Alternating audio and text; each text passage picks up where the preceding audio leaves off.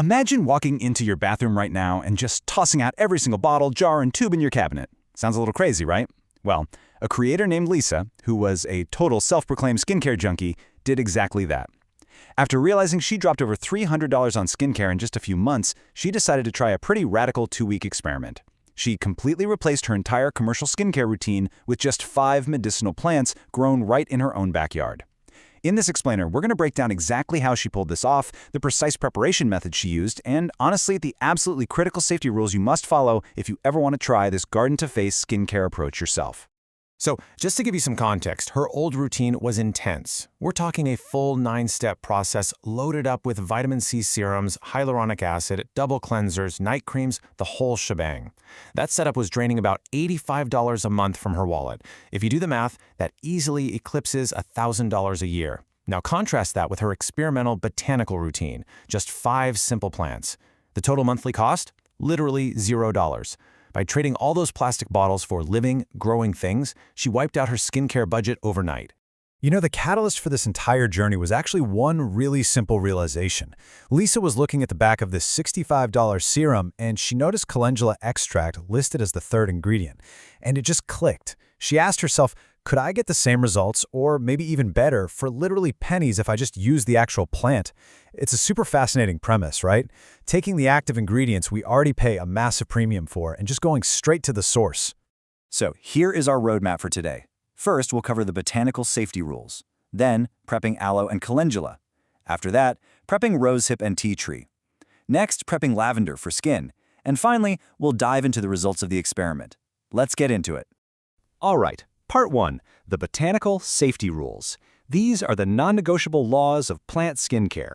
Listen closely here, because just because something is natural definitely does not automatically mean it's safe for your skin.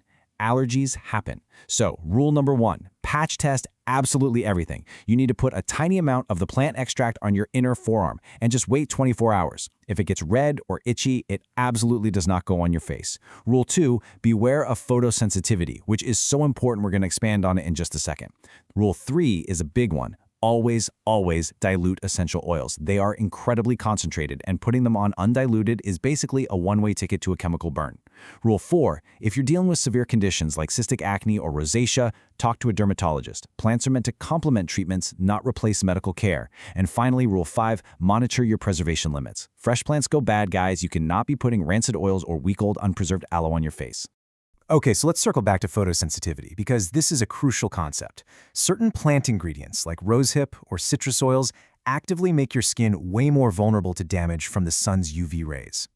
Because Lisa was using these active botanicals, wearing daily sunscreen became absolutely mandatory. In fact, her daily mineral sunscreen was literally the only commercial product she kept around during this entire 2-week botanical experiment. You simply cannot skip sun protection when you're working with raw plant actives, period. Moving right along to Section 2, prepping aloe and calendula. We call this the hydration and healing duo. First up is aloe vera, which she used to replace her morning moisturizer. Now, how do you actually prepare it so it works like a real skincare product? Because you don't just rub a raw leaf all over your face.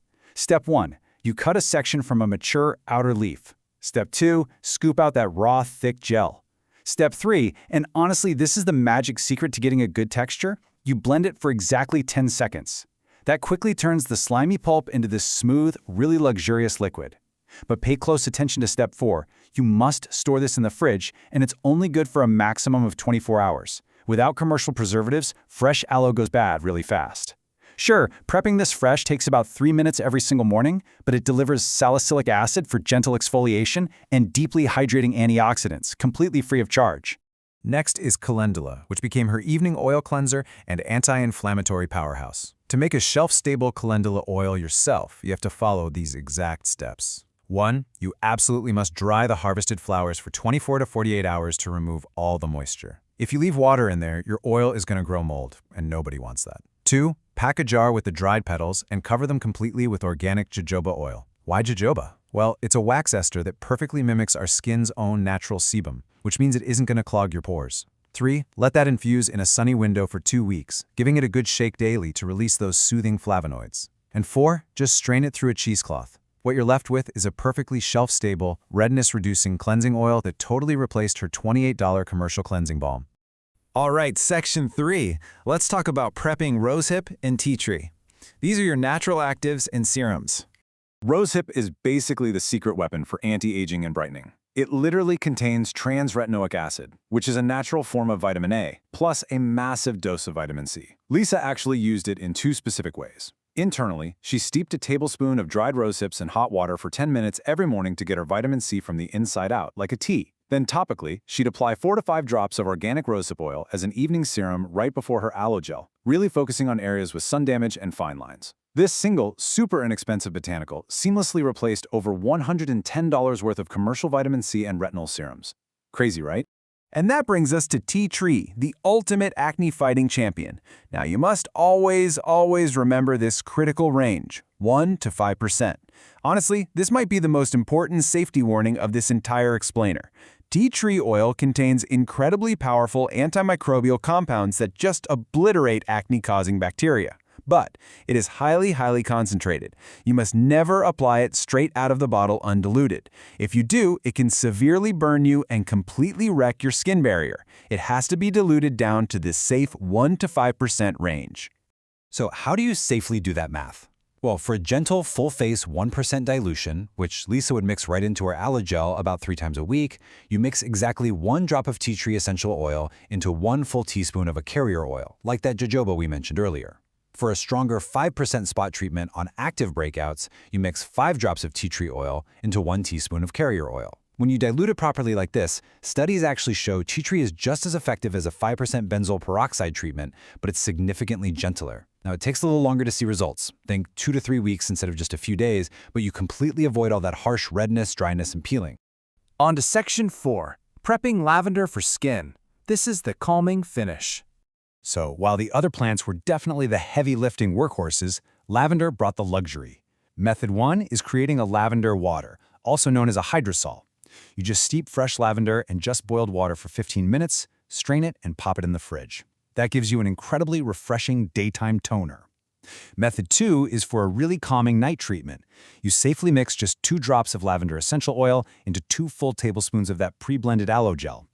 Lavender has these great compounds that actually accelerate skin healing, but maybe more importantly, it makes this whole $0 routine smell and feel like a high-end spa experience. And let's be real, feeling pampered is the key to actually sticking with any regimen.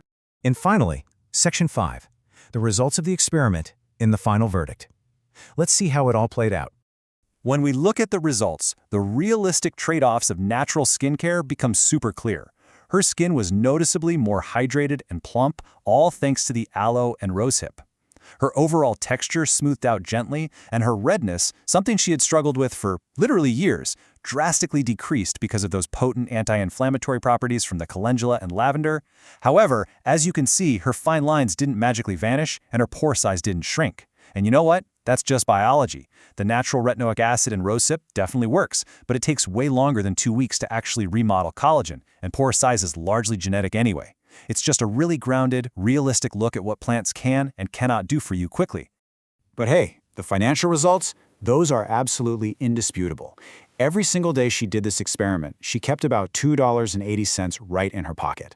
Over just 2 weeks, that compounded to a $40 savings. Extrapolate that out over time, and by relying on just these 5 simple plants, which remember, continuously grow back for free, she's looking at saving over $950 a year. That is a massive financial impact. And that's not even mentioning the huge reduction in plastic waste from tossing out all those empty serum bottles.